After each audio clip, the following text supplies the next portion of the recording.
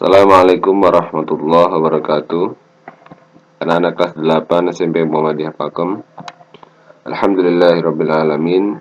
Puji syukur kita aturkan kepada Allah Subhanahu wa taala yang telah memberikan kita kesempatan lagi untuk sama-sama untuk belajar melanjutkan materi kita tentang Daulah Abbasiyah.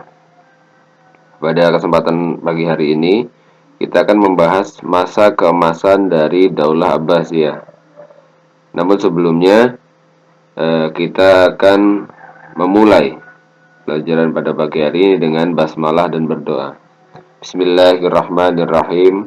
Raditu billahi rabba wa bil islami dina wa bi Muhammadin nabiyya wa rasula. Rabbi zidni ilma warzuqni fahma. Amin. Marilah kita mulai pelajaran pada pagi hari ini tentang masa keemasan Daulah Abbasiyah. Masa keemasan Daulah Abbasiyah ini secara umum itu terjadi pada dua masa khalifahnya yang paling menonjol, yang paling bagus masa kepemimpinannya, yaitu yang pertama Harun ar-Rasyid dan Al-Ma'mun, anak dari Harun ar-Rasyid. Ini terjadi pada masa Daulah Abbasiyah periode pertama, di mana pada pekan sebelumnya kita telah membahas tentang pembagian periode pemerintahan dari periode 1 sampai periode 5 dengan ciri-ciri yang ada gitu ya. Di mana periode 1 memiliki cirinya sendiri, periode 2 memiliki ciri sendiri, sampai periode 5 itu memiliki ciri juga yang khusus. Nah, ciri ini adalah patokan untuk membagi setiap periode. Nah, di mana periode 1 itu adalah periode yang menunjukkan masa keemasan atau masa kemajuan paling pesat gitu ya. Nah, hal ini membuat periode 1 menjadi masa keemasan dari Daulah Abbasiyah. Nah, apa saja capaian yang dicapai Abbasiyah pada masa keemasan? Itu yang pertama adalah perluasan wilayah. Pada masa pemerintahan Daulah Abbasiyah, luas wilayah kekuasaan Islam semakin bertambah. Walaupun Abbasiyah hanya mewarisi wilayah Umayyah yang memang sudah luas. Namun pada saat itu wilayahnya sedikit lagi ditambahkan ya. Karena banyak wilayah-wilayah yang akhirnya memisahkan diri dari kekuasaan Islam pasca Umayyah runtuh. Nah, Umayyah runtuh digantikan Abbasiyah, ternyata banyak kekuasaan Islam yang melepaskan diri. Nah, hal ini menjadikan Abbasiyah memiliki program untuk menyatukan lagi atau menguasai lagi atau menaklukkan lagi wilayah-wilayah yang tadi memisahkan diri ya.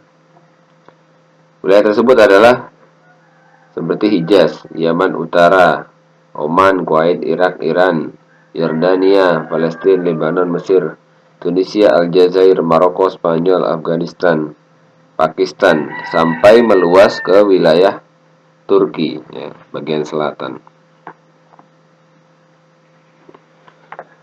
Lalu selanjutnya apa? Selanjutnya adalah bangunan-bangunan yang indah dan megah gitu ya.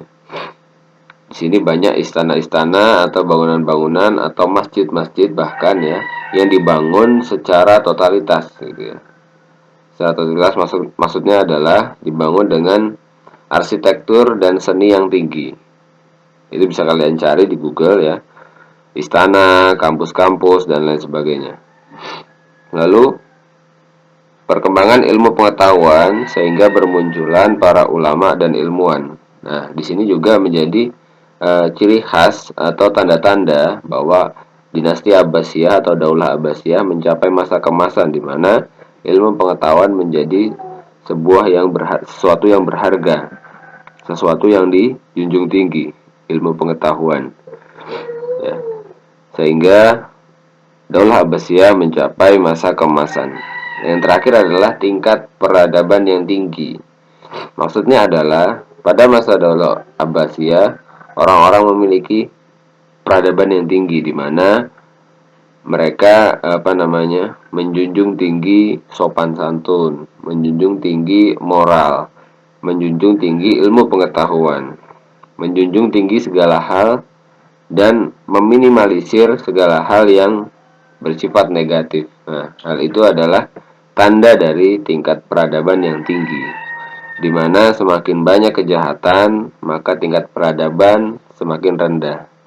Dan semakin tinggi moral masyarakat, maka tingkat peradaban juga makin tinggi. Termasuk dengan semakin dekat masyarakat dengan Al-Quran, dengan ilmu pengetahuan, maka semakin tinggi pula peradaban yang ada dalam masyarakat tersebut. Nah, itulah yang terjadi pada masa Daulah Abbasiyah, memiliki tingkat peradaban yang tinggi.